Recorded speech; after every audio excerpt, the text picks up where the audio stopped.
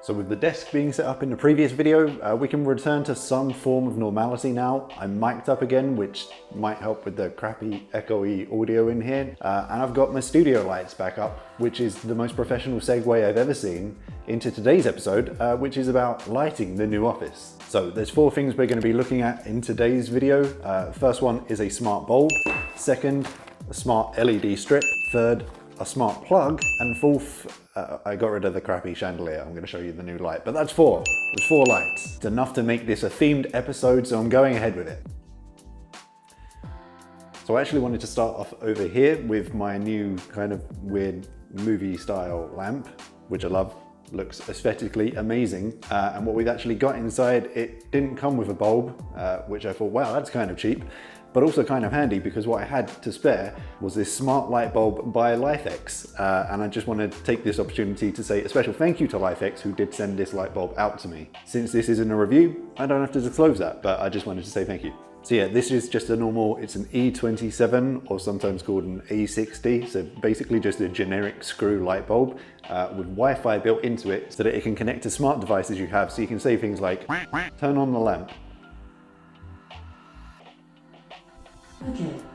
God, burns. Of course you're thinking, Mark, this is some kind of gaming office, YouTuber office. You're really just gonna go with white? Well no, of course being a smart light, it does a whole bunch of other things. Turn the lamp to green. Okay. At this point you're probably thinking, Mark, you're doing a light review in the middle of the day by a bright window. You're not very smart, are you? Answer is no, but I'm going to get some nice B-roll when it's dark. But yeah, obviously as well as being able to control the lamp with, I'm not going to say her name because she'll pipe up. Obviously LifeX do their own app as well where you can do a lot more things to customize it rather than just asking her to change the colors. So within there, obviously you can turn it on and off. Immediately you just get shown a color wheel and in the middle is a brightness wheel. So you can just change that all over the place. Also comes preloaded with a bunch of themes. I don't really know how relevant they are. Love just turns it red. It's kind of evil, but yeah, sure, let's go with it. Sports is just, it's green. So go sports. And then of course, Independence Day, which rotates through red, white and blue. But those are all just still colors. What else can you do? Over in effects, you've got color cycle. It will just cycle through a random bunch of colors. You can add different effects like flicker, it will turn on and off, kind of like a candle effect. And the one that it basically has big warning signs around and doesn't recommend is strobe for some reason. Let's find out why. So yeah, don't do strobe. Which brings us to our second light because clearly we do not have enough RGB in here, which is these LED smart light strips. Now there's a bit of a decision when it came to these. Obviously you can go with the name brand ones, most popular kind of Philips Hue, which I didn't go with for 2 reasons. One, in my opinion, I think they are slightly overpriced. And in a similar theme, we just moved house. I don't have a lot of money. So these were actually pretty cheap. I think they were like £18 a reel, which is why I got like 4 of them. I don't have plans for all 4 yet, but we're gonna install some of them in here today. But I thought it would just be a fun experiment to kind of see £18, what do you get for your money? What really is the difference between this and something like the Philips Hue? Supposedly this has an app and everything that goes with it. It obviously connects to Alexa, so you can have it do all of the things that the LifeX bulb just did. So really we're just gonna find out what we can do for £18.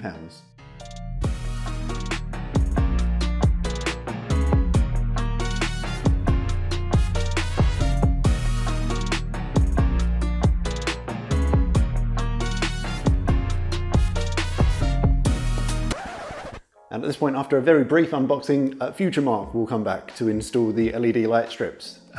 Because as we get to step 2, something you may have noticed in that unboxing, Mark, how are you going to plug it into the wall? Connect the Wi-Fi controller to a 12 volt 5 amp power supply. Adapter not included. So I need to order 4 12 volt 5 amp power adapters.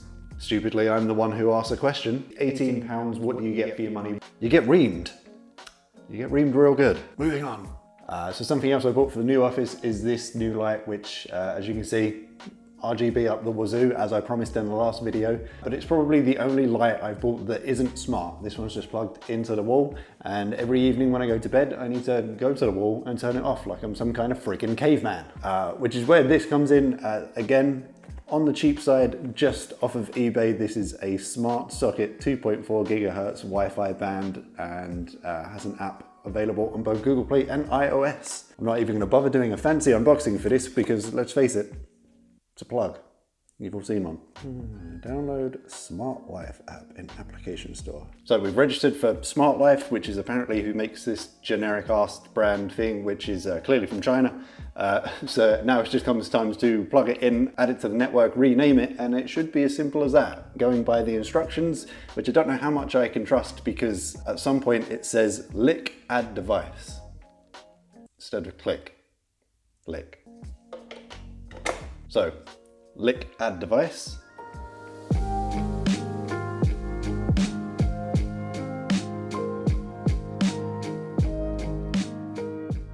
Okay, there's a good chance that I've been sat in this corner for about half hour, 45 minutes, trying to get this thing to work, which I've finally been successful.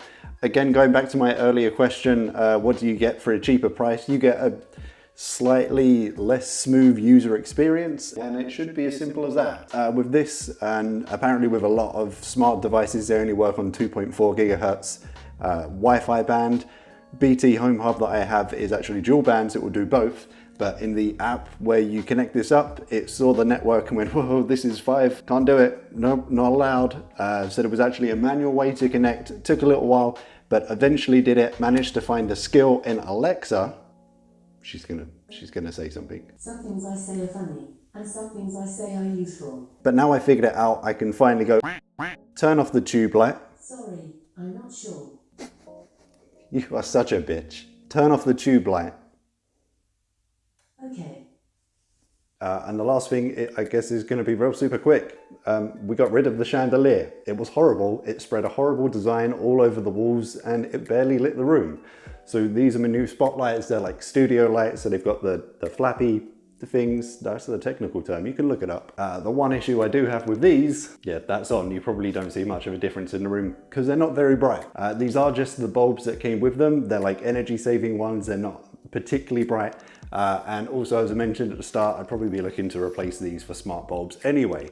But you can see for the moment why we need to replace so many lights in a room, just so we're not sitting in the dark with our own thoughts, because that's a scary place. So I'm going to make a brilliant segue and hand over to future Mark to set up the LED light strips. Thank you, Mark from the past, for that beautiful segue. And as you from the future, let me be the first to congratulate you, because you, sir, are going to run a 10-mile, 25 obstacle Tough Mudder race. And you, sir, are going to fall on the very second obstacle and bruise a spleen. So thanks for that, you numbnuts. There is seriously no more comical injury than a bruised spleen. So thanks, you'll get zero sympathy. So when we last left off, we were due to install these. They're smart LED strip lights, very cheap ones from the internet. The main goal was to see, can you get something decent for the cheaper price without going to the Philips Hues or the LifeX or something more expensive? We found out immediately, probably not, because what I had to go away and buy was specifically a 12 volt 5 amp converter, which I was thinking just would be a plug and a wire. No, it's literally, it has this converter block in the middle. Every single 12 volt 5 amp converter comes with an AC DC adapter in the middle like this, which just is a pain in the ass. It's difficult to hide. It makes the entire thing more difficult, but we're gonna work with what we've got. We're gonna set it up. We just got into this place, and if it doesn't work, then I can replace it later. So today we're finally carrying on. We're gonna install that. I'm thinking firstly, under this windowsill right here. Obviously, we gotta do it on the desk. And then I might have one spare. It will probably be for another room because I seriously don't want to give myself a seizure in this one room. And then the last thing, I have no idea if this is going to work or not. I bought some smart bulbs for this light up here. We talked about it briefly in the last one. I just said, hey, look, I installed a light. These are 410 lumens and they're smart bulbs, so they should work with Alexa, but I've done zero research into its compatibility with that and everything. So we're just winging it. We're winging it. We'll see if that works by the end. So I've waited a week, let's get to it. We're installing the strip light.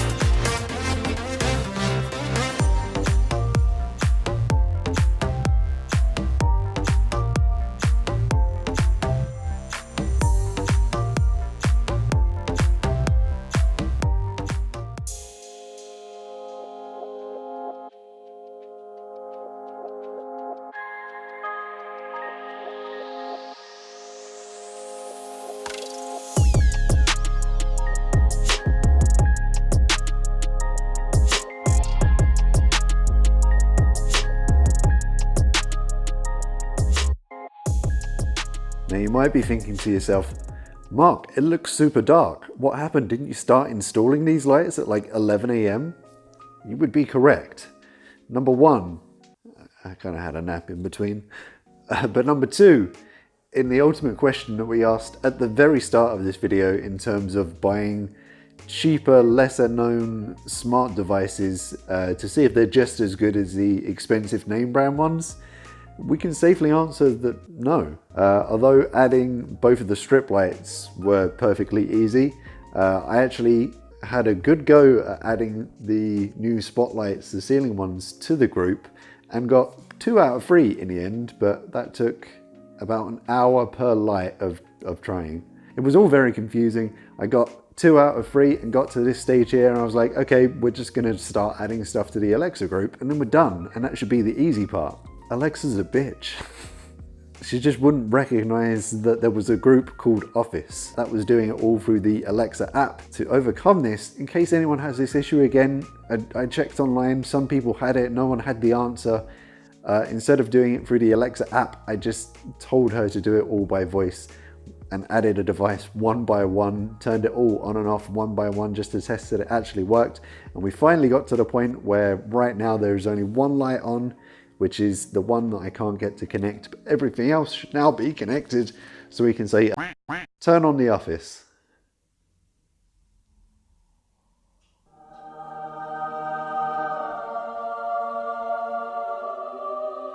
Okay. Yes! So I give you 8 hours worth of work simply for the pleasure of saying, turn off the Office. Okay. So that was a frustrating journey with a satisfying end to the end of part 3 of building this office out. Hopefully you enjoyed this as much as the other 2 parts. If you did miss either of those, be sure to go back and check them out. If you enjoyed this part, a like rating would be appreciated. If you have not already, remember to subscribe to the channel. And as always, I shall see you in the next one. And for the last time, turn off the Office. Okay.